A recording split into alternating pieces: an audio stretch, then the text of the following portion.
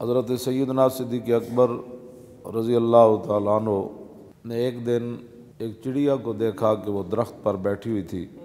تو آپ نے فتنفس الصعداء، آپ نے بڑی لمبی سانس کھینچی۔ یہ ان لوگوں کے لیے ہے کہ جو غلط لوگوں کے ساتھ کھڑے ہیں، پھر غلط ظلم کرتے ہیں، پھر حکمرانوں ہی کرتے ہیں، پھر حکمرانوں کے کاسہ لیس بھی ہیں اور ان کی غلط باتوں کی تائید بھی کرتے ہیں، یہاں تک کہ وہ اسلام کے خلاف بھی اگر کوئی بات کر دیں تو پھر بھی اس کی وہ تعویلیں کرتے ہیں اور کہتے ہیں نہیں انہوں نے تو کچھ بھی نہیں کیا، وہ تو بڑے عاشق رسول ہیں۔ تو یہ ان بدبختوں کے لیے ہے کہ افضل الخلق بعد الرسل ہوں اور اسلام قیامت تک ان کا مکروز ہو، اور ان کی غار والی ایک نیکی جو حضور کی ناموس کے لیے انہوں نے کی، اور دن والی ایک نیکی جو مرتدین اور ختم نبوت کے منکرین کے خلاف جو آپ نے لشکر بھیجا، تو حضرت فاروق اعظم رضی اللہ تعالیٰ عنہ فرمایا کرتے تھے کہ صدیق دن والی نیکی دے دے، رات والی نیکی دے دے تو عمر کی ساری نیکیاں لے لے۔ اور جن کے بارے میں نبی علیہ الصلوۃ والسلام نے فرمایا کہ اللہ رب العالمین عرش پر ناپسند کرتا ہے کہ زمین کے اندر صدیق سے کوئی غلطی ہو جائے۔ اور صحابہ اکرام فرماتے ہیں کہ جیسے نبی علیہ الصلوۃ والسلام جب ظاہری دنیا سے تشریف لے گئے نا، تو اس وقت مدینہ پاک میں جو گہرام مچا، تو جب سیدنا صدیق اکبر دنیا سے تشریف لے گئے تو مدینہ منورہ میں اسی طرح کا گہرام مچا۔ اور عبداللہ بن مسعود فرماتے ہیں کہ اگر نبی علیہ السلام کی ظاہری حیات کے بعد آپ جب دنیا سے تشریف لے گئے، اگر صدیق نہ ہوتے تو ہم میں سے کوئی بھی نہیں بچ سکتا تھا۔ اتنی شانیں وہ تو نہیں، وہ تو حضرت عمر کی اتنے نیکیاں جتنے ستارے آسمان کے، تو حضرت عمر کہتے ہیں کہ میں صدیق کی ایک نیکی مجھے مل جائے میں ساری دینے کے لیے تیار ہوں۔ یہ ساری شانوں کے باوجود اور جو آپ نے تنخواہ لی دو سال 2 مہینے کچھ دن جو آپ نے تنخواہ لی، وہ تنخواہ بھی واپس کر دی آپ نے، یعنی سرکاری مال بھی نہیں لیا، اور جب وہ سارا مال واپس، وہ اونٹنی بھی چلی گئی۔ اب اتنے بڑے آدمی ہوں، اتنی بڑی شانوں کے مالک ہوں، اور ان کے جو ہے وہ یہ بھی میرے سامنے پڑا ہے، امام عبدالرؤف مناوی نے لکھا کہ آپ کا جگر جو ہے وہ کلیجہ وہ جل گیا تھا، مشویتن وہ بھونا ہوا بو آتی تھی آپ کے منہ سے، اور اتنا آپ کو خوف خدا بھی تھا اور حضور کی امت کا بوجھ بھی تھا، اور پھر حضور کی تشریف آوری کے بعد امت کو بالکل سر منہ ادھر ہونے سے سیدھا رکھ کے آگے حضرت عمر کے حوالے کرنا تھا، تو آپ کو اتنا خوف خدا تھا اور حضور کی امت کا اتنا درد تھا، اور دین کا اور حضور کی ختم نبوت کا، ناموس رسالت کا۔ جو رات آپ سوتے تھے تو صحابہ کہتے ہیں جب آپ کا وصال ہو گیا تو پھر جب ہم نے وہ جگہ دیکھی جس چارپائی پر وہ سوتے تھے تو اوپر والی چھت بھی سیاہ ہو چکی تھی، اتنے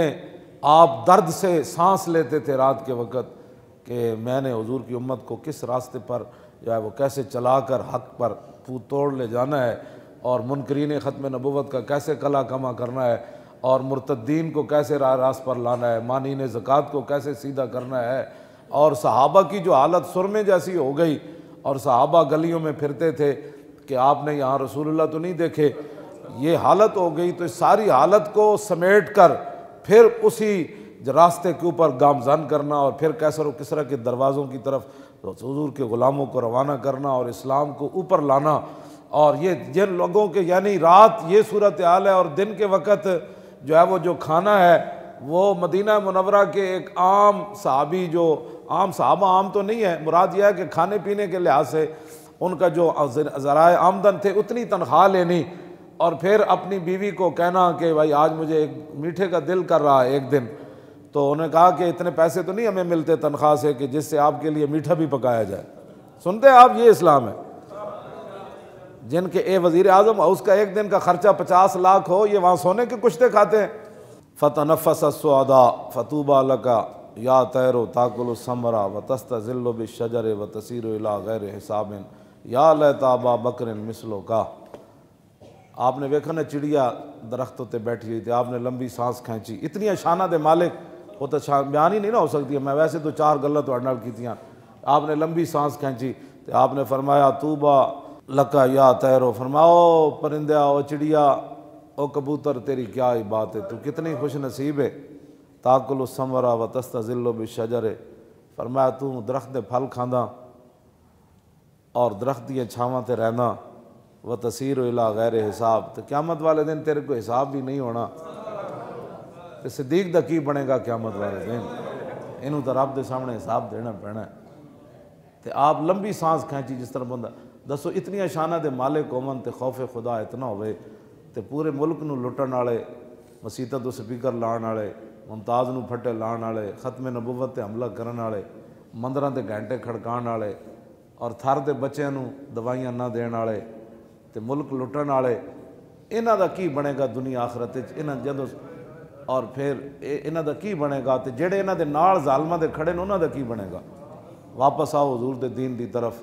ہاں جی واپس آؤ رسول اللہ دے دین دی طرف، ہن سونا نہیں، ہن جاگ کے رہنا ہے، نگھی چادر تان کے سو گئے، ہن تسی تے نہیں نہ سونا، ہاں نگھی چادر تان کے سو گئے، مالک چور پچھان کے سو گئے، لٹن والیاں رج کے لٹیا، جاگن والے جان کے سو گئے، ہن نہیں سونا، حضور دا دین لیاؤ، کیوں جی ہاں توجہ جی، او توجہ بھائی، انشاءاللہ جدو تسی حضور دے دین دی طرف چل پاؤ گے نا، ایک قرآن دا وعدہ ہے، نص ہے قرآن دی، والذین جاہدوا فینا لنہدینہم سبلنا وان اللہ لمع المحسنین، فرمایا جو لوگ ہمارے راستے میں چلنا چاہتے ہیں، محنت کرتے ہیں ہمارے، والذین جاہدوا فینا، ہمارے لیے محنتیں کرتے ہیں، لنہدینہم سبلنا، تو میرے حبیب انہوں نے دس دے وہ میں اتنا کریم ہاں کہ انہوں واسطے کئی راستے کھول دیاں گا، کئی راستے انہوں واسطے میں ہموار کر دیاں گا، چلن صرف اے، ہاں جاہدو دا مطلب ہے محنت، صرف اے پہلے محنت اے کرن، ستیا نہیں آندا، ہاں ابراہیم بن ادم ستے ہوئے سن نا اپنے محلے تے انہوں دا دل سی میں ولی بن جاواں تے میں بہت وڈا ولی کامل بن جاواں تے سوندے محلے سن، ایک دن اللہ نے فرشتے بھیج دیتے انہوں دے محل ہوتے، انہاں جا کے محل ہوتے انہاں جناب پیر مارے زور دے، ابراہیم بن ادم باہر نکلے، انہوں نے کہا کون ہوئے؟ انہوں نے کہا جناب اٹھ گم ہو گئے تو اٹھ تلاش پہ کرنے، انہوں نے کہا اٹھ بھی کدی محلہ تے چڑھے، انہوں نے کہا جناب جو اٹھ محلہ تے نہیں چڑھ سکتے تو محلہ ستیا رب بھی نہیں لبدا، ہاں جی پھر آپ گئے، پھر بعد نکلے، کیوں جی؟ تو پھر ایک دن اللہ اکبر، پھر ایک دن پتہ ہے کی ہویا، آپ نو جاندہ کوئی نہیں سی نا، تے آپ گزرے جاندے سن تے ایک بندے نے انہوں نے چنگا کٹیا، تے وہ کہنے لگے ہور مار اس سر نے بڑی نافرمانیاں کیتیاں، فقیر بن گئے سن، تے بعد کسی نے دسیا جنہوں تو کٹ رہے سی جے کون ہے؟ انہوں نے کہا نہیں، انہوں نے کہا یہی تے ابراہیم بن ادم سی، آپ فقیر ہو گئے نا، تے باغ دے قریب تو گزرے تے اتھے انگور لگے ہوئے سن، تے آپ اندر گئے اس باغ والے کو، فرمایا یار انگور دے دے، انہوں نے کہا پیسے دے، انہوں نے کہا پیسے تے نہیں ہے، میں جڑی پرانی جتیاں پائیاں نے لے لے، انہوں نے کہا جتیاں نہ بھی کدی انگور لبا، نکلے تو جب باہر نکلے تو اس نے کسی نے دسیا وہ ابراہیم بن ادم ہے، وہ پھر نسیا پچھو انگور دا ٹوکرا لے کے حضور قبول کرو، فرمایا کیویں؟ انہوں نے کہا میں نے فلانے بندے دسیا ابراہیم بن ادم، فرمایا جلیا ان انگوراں دی قیمت تو ٹوٹیاں جتیاں ہی سن، فقیری دے بدلے اسی انگور نہیں کھانا، فقیریاں ویچ کے انگور نہیں کھانا، ہاں تو وہ جتیاں دی قیمت سی، وہ تو دیتا نہیں ہے، لے جا اپنا ٹوکرا واپس، تے گل انجے بھائی گھر ستیا دین تخت تے نہیں آندا، گھر ستیا ٹرمپ نہیں ڈاندا، ہاں گھر ستیا بدر فتح نہیں ہوندا، ہاں صحابہ مدینہ منورہ ہی اتنے بیٹھے رہندے تسبیحاں پکڑ کے نا، تو پھر کیسر و کسرا دے دروازے کنے کھڑکانے سن، تسی اپنے گھراں تو نکلو باہر، دین واسطے کرو محنت، ہاں ستیا دین مصطفیٰ تختوں تے نہیں آنا، ہر بندہ کہے میں لے آنا ہے، میں اپنی زندگی بدلنی، تو جدو تسی ارادہ کرو گے نا بدلنی، تو اے نہیں کہ اللہ اسلام تو مطلب خراب کر دے گا۔ جدو حضور ایک دن عثمان ابن ابی طلحہ کو چابی منگی نا کعبے دی، فتح مکہ تو پہلے اجے مسلمان نہیں ہوئے، تیرا چابی نہ دیتی، تو حضور نے فرمایا عثمان یہ چابی ایک دن میرے ہاتھ سے ہونی. انہیں کیا اس دن قریش ذلیل ہو جان گے؟ حضور نے فرمایا نہیں، اس دن قریشیاں کو اور عزت لب جائے گی. ہاں ذلیل اسلام نہیں کرتا. چابی لے کے تے حضور نے چابی پھر دے دیتی. عثمان ابن ابی طلحہ نے چابی حضور نے نہیں سی دیتی، لیکن حضور نے فرمایا چابی ساڑھے ہاتھ چونی. جب فتح مکہ ہویا نا تو حضور نے فرمایا لیا چابی. انہیں کہا جو تے ماں کولے، فرمایا لیا ماں کول چابی. جب ماں کول گئے تے ماں بڑی اچھلی، انہیں کہا نہیں دینی. انہیں کہا ماں باہر ویکھتے صحیح حضور آ گئے. ہاں